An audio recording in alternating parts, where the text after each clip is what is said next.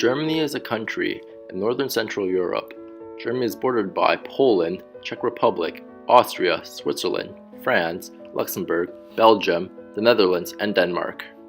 Germany also has access to the North Sea and Baltic Seas, which gives it great opportunities to export and import products from its neighboring countries. As of German demographics, the population of Germany is 80.5 million as of July 2017. The age structure in Germany is 12.82% for people ages 0 to 14, 10.09% for people ages 15 to 24, 40.45% for 25 to 54, 14.58% for 55 to 64, and people who are 65 years and older accumulate for 22.06% of the population. So clearly, there is an aging population in Germany. It is really important to take into consideration about the age structure in a foreign country when investing, so you understand how dense and large your target market will be. Urban population in Germany is 75.7%. This means that 75.7% of the total population have access to consumer products and services. The population growth rate is negative 0.16%. The birth rate is 8.6 births per 1,000 people, and the migration rate is 1.5 migrants per 1,000 people. The literacy rate is 99%, and the labor force by occupation is agriculture at 1.4%, industry at 24.2%, services at 74.3%. Just like Canada, Germany consists of many natural resources. The resources in Germany are coal, iron ore, uranium, lignite, copper, potash, natural gas, nickel, and salt. The construction materials used are timber and arable land. The business culture in Germany is a lot like America's. Friendliness does not seem to be a factor into the trust equation. Germans also tend to be very direct in their communication. Criticizing a gentle way can be interpreted as weak. Ja means I'm listening, not agreement. They have reserved styles. Do not put your hands in your pockets and leave your suit jacket on at all times, even if it's warm. It is also really important to be punctual in Germany. These little details do mean a lot at the end of the day. As of major economic events in recent history, the 2008 global crisis negatively affected Germany and the German economy, as well as the rest of the EU, as Germany has the largest economy in the EU. In more recent events, the refugee crisis has also negatively affected Germany, as Germany was faced with unexpected expenses that the government would have to handle. The German political system is a democratic, federal parliamentary republic, and federal legislative power is vested in Bundesrat and Bundesstaat. Germany is currently in a coalition and has many political parties coming together to create new policies. The Chancellor of Germany is Angela Merkel, and she has been in power since 2005. As of the stability of the government, the coalition deal is on uncertain ground, scare off investors, as they are not sure if it is a wise move to make to invest in Germany, as the political system is very uncertain. For a historical political background that may affect current business in Germany, Germany is strategically placed in the world's most active trading zones, which is really beneficial for the country and the economy, as Germany can easily trade with its neighboring partners. Germany's capital is Berlin, which is the country's largest city and has one of the most influential centers in European politics and culture. The government, however, is split by two cities, Berlin and Bonn, which is widely criticized as being a waste of money and time. For current political issues affecting business climate, the idea of coalition between parties in Germany has had difficulty, as different parties do not agree with Merkel's idea of having a common vision. This would make it very difficult to come up with policies that the new government can agree on, as there are 4 different political parties, which will furthermore affect the business climate. The coalition has a new policy where they will spend 12 billion euros on social spending, and that includes family, children, social measures, stability and pension, and how healthcare is funded, and how the use of fixed-term employer contracts are used. Although there are issues with the coalition, it is unlikely to derail the European Central Bank's engineered euro area economic recovery that is benefiting from less restrictive policies that will in return improve the trading accounts and structural reforms. Aggregate demand, which is the total demand of all goods and services in Germany, has accelerated to 2.4% in the second quarter of this year. Price inflation has also remained well below the European Central Bank's 2% median target. The current account surplus from July 2017 shows that Germany, Spain, and Italy exports a large number of goods and services as the account has a $370 billion surplus. As of trade policies, countries within the EU are free from any duties in Germany while countries from outside the EU are only at an average general tariff of 4.2% from common goods and industrial goods. Fabrics and foodstuffs have a higher customs tariffs of 17.3%, but are still protected within the EU, while outside the EU there's a turnover tax of 19%. European Commission intends to deal with imports and exports, along with German customs. Germany's economy is a developed social market economy. Germany also has the largest national economy in Europe, and the fourth largest nominal GDP in the world, accounted for 28% of the euro area economy. Germany is also a founding member of the European Union and Eurozone. In 2016, Germany recorded the highest surplus in the world at $310 billion. Currency-wise, $1 equals 0.66 euro, and €1 equals 1.51 Canadian dollars. GDP per capita is $41,936.06 as of 2016, and there's a 1.91% annual change. The German economy lost momentum in the first quarter of 2018, with only a 0.3% growth compared to projected 0.4%. As Germany is the biggest contributor to the Eurozone, a slowdown due to Germany's involvement in the widely spread currency can suggest that the currency will slow down again in the future if Germany cannot keep up its economy. Germany's exports and imports combine for 86% of the entire GDP. Germany's unemployment rate is fairly low at 3.4%. Germany also averaged a 5.6% unemployment rate from 1949 to 2018.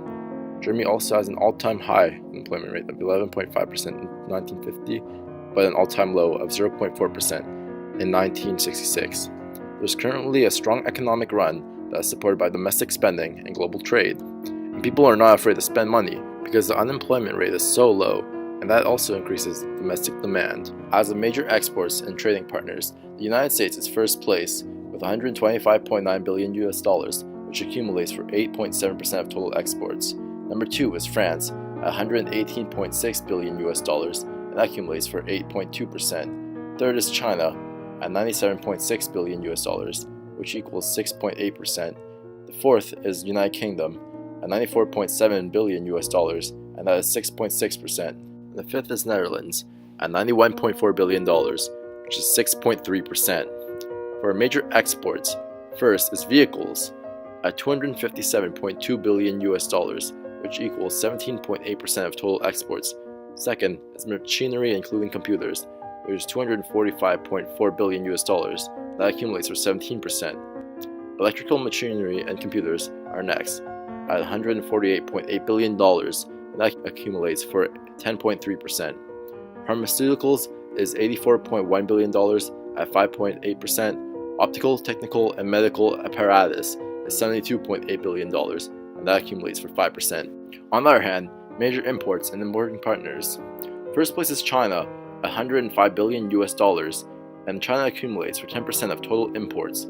Second is Netherlands at $92.5 billion at 8.8%. Third is France at $72.9 billion at 6.9%. Fourth is the United States at $65.8 billion with 6.3%, and fifth is Italy at $57.3 billion at 5.5%. So clearly, Germany does trade a lot with partners who are in the EU. So the question is, what is the balance of trade with Canada?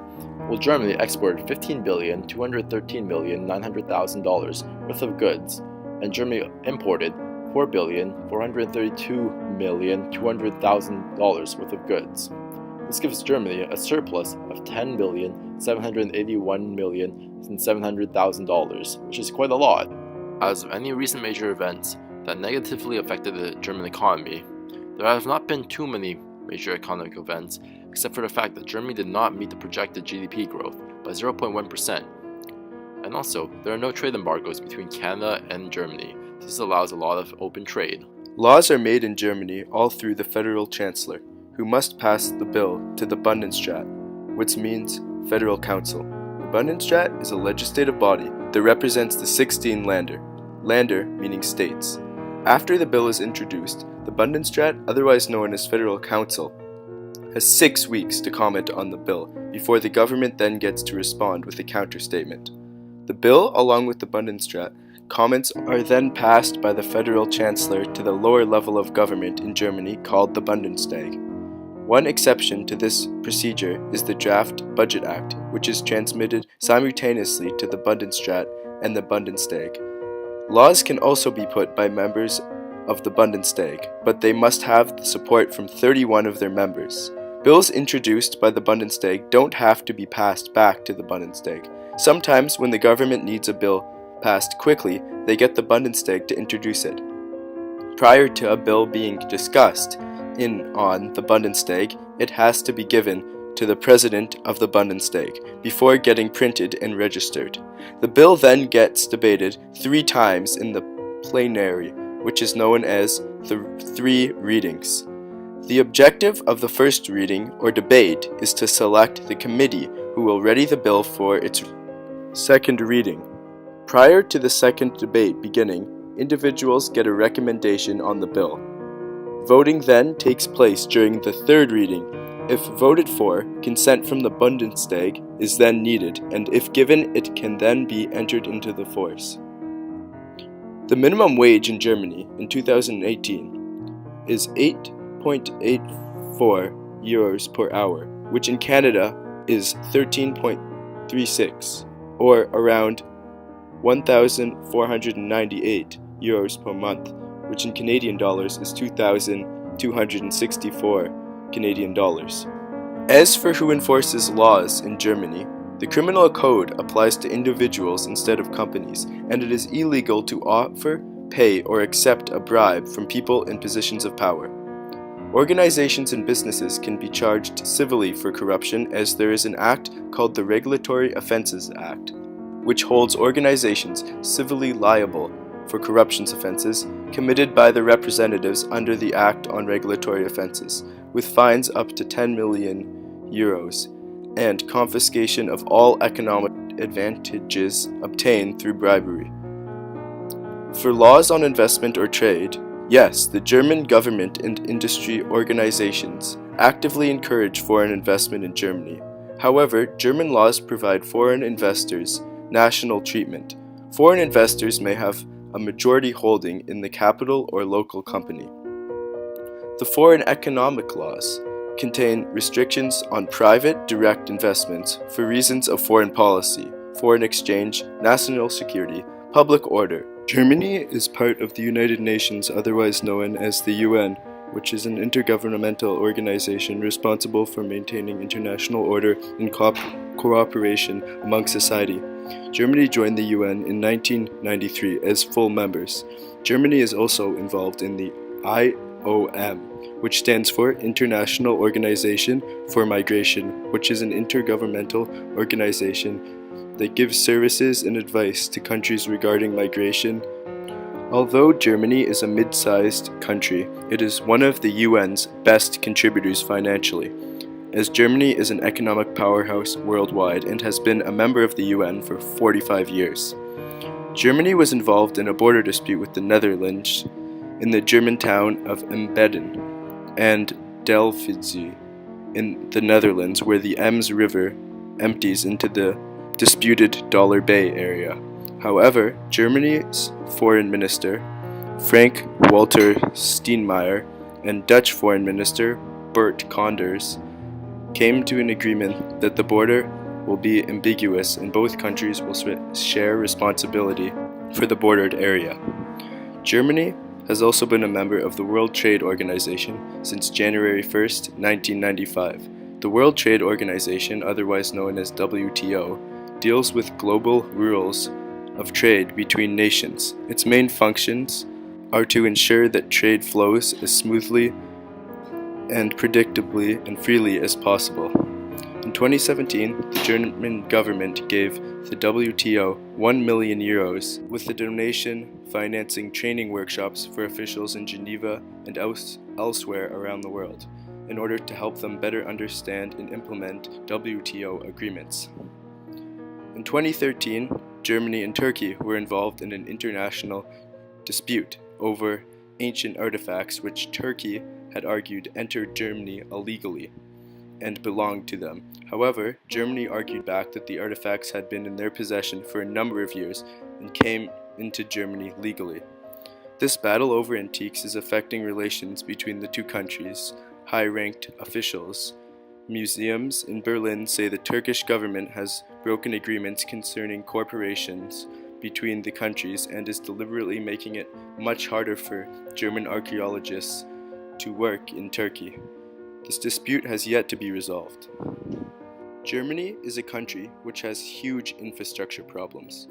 As a country with a budget surplus of 23.73 billion euros, which in Canadian dollars is 26.7 billion and 0.8% of GDP, it has the lowest infrastructure investment rate of any big rich economy, which is very worrying, as without proper transportation routes, trade will be minimized as less safer routes for transportation are available in Germany.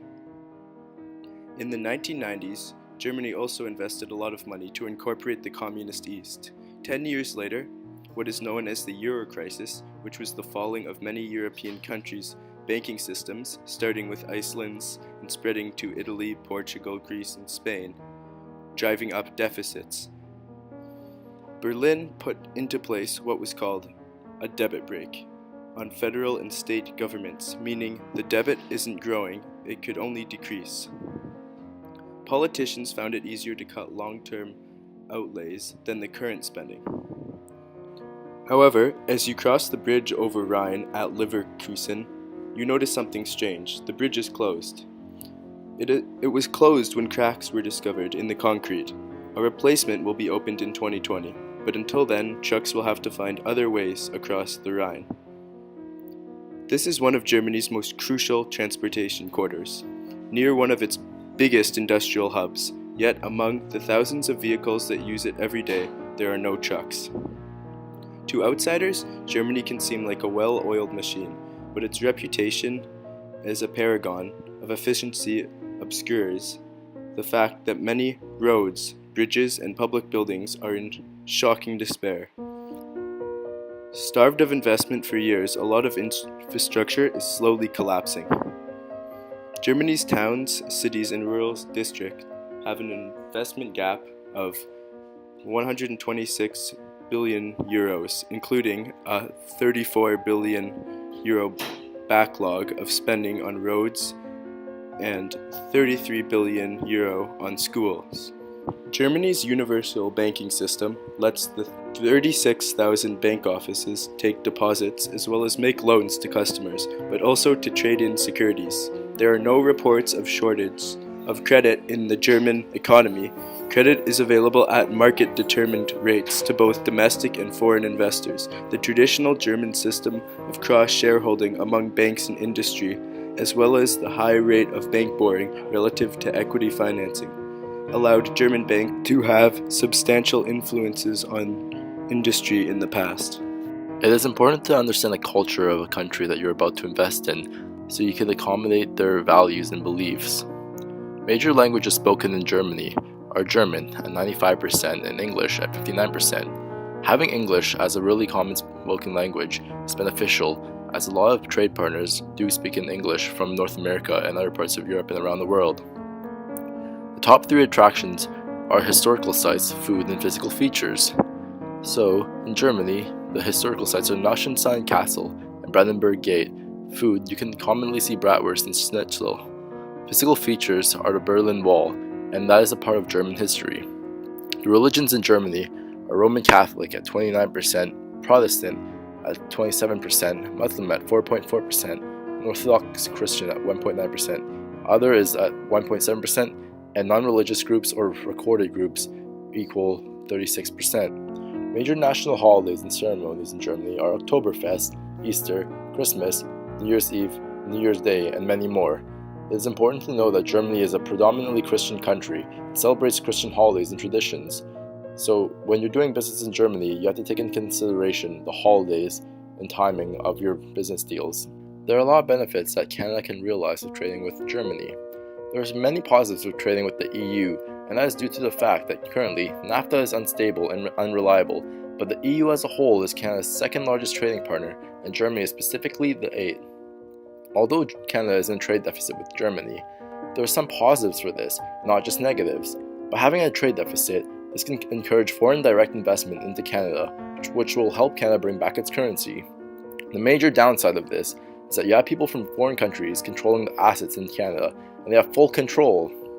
Canadian consumers can also benefit from Germany due to the fact that there is more variety in the market and more consumer goods. For example, German cars such as BMW, Mercedes, Audi, and Volkswagen are in high demand in Canada, with BMW selling just under 45,000 vehicles in Canada last year. Volkswagen has also had a huge impact in Canada. Volkswagen just sold under 11,000 cars in the last month of April. Germany is also Canada's fourth largest direct investment contributor, and Germany is Canada's seventh largest EU destination for direct investment. The way that Canada can market its products in Germany and adapt to Germany is by having a lot of knowledge about the German culture and business culture. Canada does export a lot of its mechanical parts to Germany. Some companies that are well established in Germany are Magna, Linamar, and Martin-Rea. These companies produce materials such as metals and car parts for automobiles, as Germany's automobile industry is large and needs a lot of parts. So they always have car parts coming in and out so they can make their vehicles. Germany is also the 5th most competitive country in the world, while Canada is the 14th most competitive. So therefore, there will be a difference in the workplace and different corporate culture. There have definitely been adaptations. There still is a language barrier, even though 59% of the population does speak English. The way to deal with these language barriers is by marketing your product in German and being sure that the grammar and spelling is perfect. To conclude, Germany is a great place to invest in, as the geographical location of Germany makes it easy to trade with neighboring countries. Aggregate demand has raised 2.4%, so therefore there is a more overall demand for consumer products and services, which Canada can generate revenue from. As NAFTA is unstable, the EU is Canada's second largest trading partner, so there would be no better time than right now to strengthen trade and the relationships with the EU's biggest national economy. The lack of trade embargoes and difficult trade policies between Canada to Germany will benefit Canadian investors significantly, as it is not complicated to join in on this powerhouse economy and market. Germany has the largest population in the EU, along with a very qualified workforce with only a 3.4% unemployment rate. This is perfect for outsourcing to Germany and benefiting from its skilled workers. The Canadian dollar has been growing instead of declining compared to the euro, so therefore, the Canadian dollar will be able to do more things in Germany, and Canadian investors will have more buying power in Germany. But on a slight downside, Germans will not have the buying power that they used to. A downside is that the German government is currently not the most stable as it could be, and that is why Germany experienced a lower GDP growth rate than expected by 0.1%. Although this does not sound too appealing, the European Central Banks engineered a recovery system for the Eurozone crisis has proven to be very effective in stabilizing the economy, as without this, the GDP growth rate could have taken a larger hit.